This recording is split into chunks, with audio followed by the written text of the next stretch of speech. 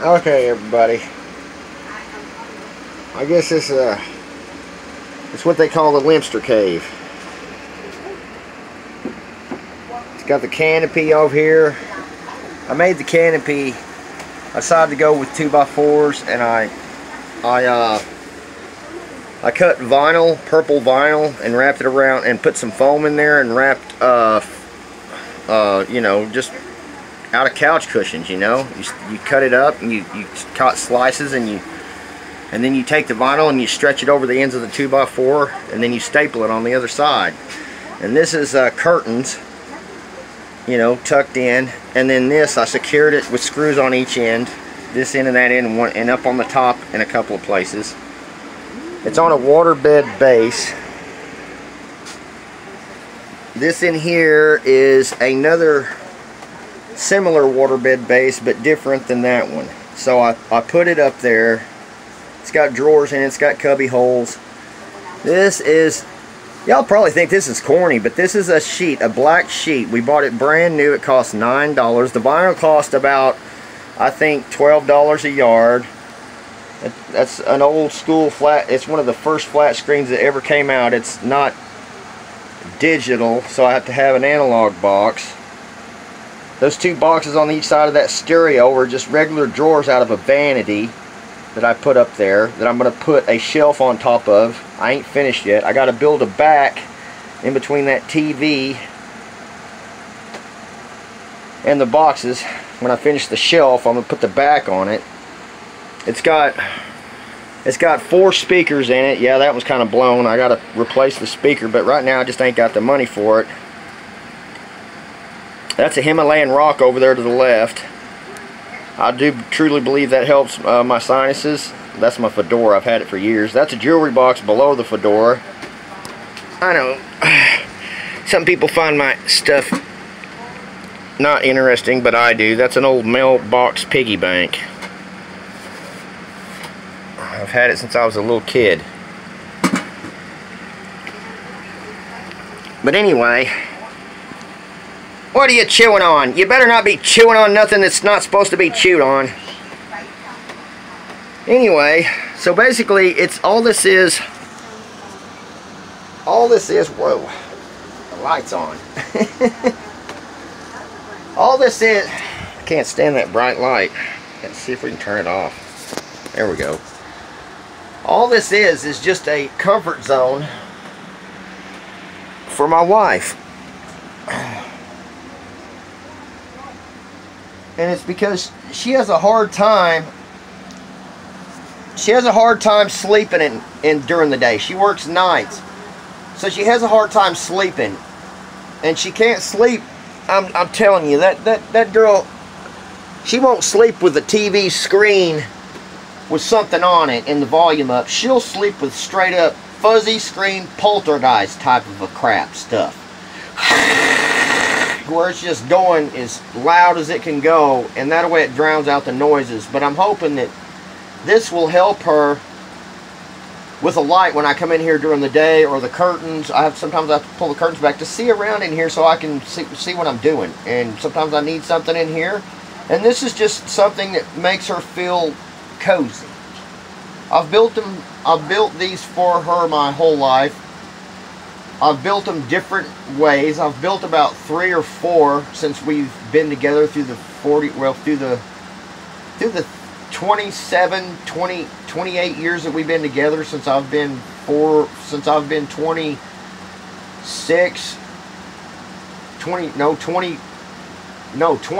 I was 21. And then she's been with me all the way up until now, when I'm 49. I quit counting at 42. I don't want to get old.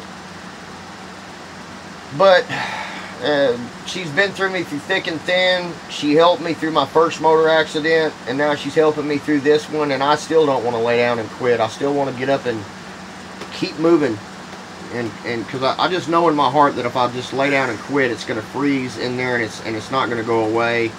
And I talk to a lot of other people that are older than me, like in their 60s and 70s, And they agree with me. They tell me that, you know, once it gets so, you know, once your broken bones and your back problems and your arm problems and your muscle problems and everything else problems, once they all start hitting when you get up in the years, you're going to get drastically depressed. And so what are you left to do? Just sit there and sulk and cry in your own mess and sorrow? No, you gotta keep your conscience clean. You know, you gotta keep your and I'm sorry, yeah, I have to have antidepressants because I'm in this house 24 hours a day, and now I'm starting to come out of my shell a little bit, and I have the want to go out, and that burn inside my soul to want to. Come on, baby, quit. Be good. Anyway, that's what I'm all about on this channel. I'm an improvise. I improvise on things. My whole life I've improvised. I've always made do with what I had and put together things with what I had, and I made something. I'm a kind of a guy that's always been that way.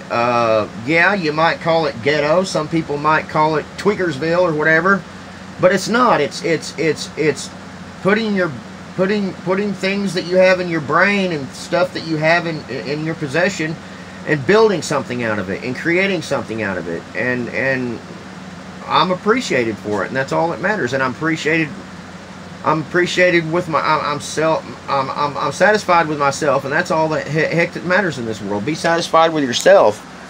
And I like it. I wish I could have my smart TV out of the living room in here, but my wife won't. She told me she'd never get no rest. I've had that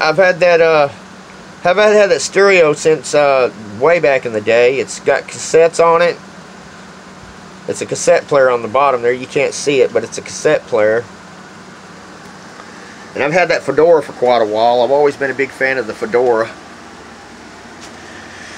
But anyway, that's it. It's just a small room, and yeah, that's a china cabinet with clothes in it, and that's the base to it. That's a china cabinet top on the base of a vanity, and I just make do with what the best I have, you know, and just that's the way I've always lived. I've always made do with what I have. I'm not the kind of fellow that will just go out and spend loads of money on materials and try to fabricate something and draw up some blueprints and tell exactly what pieces of wood you're going to use, and I don't think of it that way. I've always collected things through my whole life, and I've always made things out of what I find interesting, what satisfies me.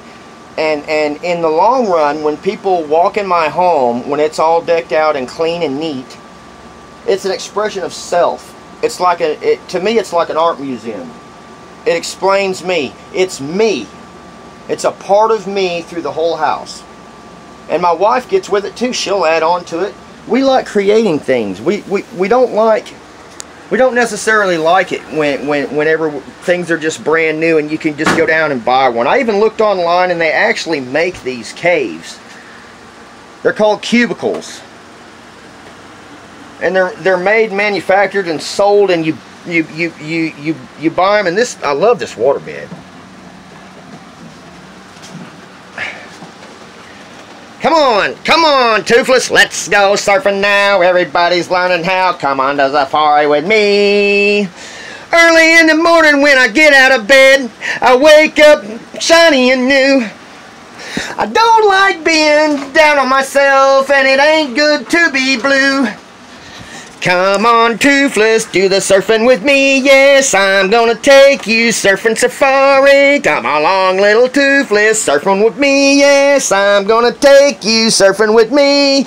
Let's go surfing now. Everybody's learning how. Everybody on the bed with me. Say goodbye, Toothless. Say Limpster out, Toothless. Come on, talk to Daddy. Sometimes he'll stick his nose up there and growl. Oh, it's like a growl howl. But he only does that when he's really happy. Quit licking your lipstick. No licking the lipstick on camera. Anyway, that's what it's all about, man. Do you. And in the long run, when you're done, people will see your surroundings are just an expression of self. And that's all that matters in this world. And my wife loves this one. This one's the best one I've ever built. In fact, let's do this. Let's do this. Bear with me here. Bear with me. Hopefully she's gonna have to be still now. Oops. Just give me a minute. Come on, come on, come on, come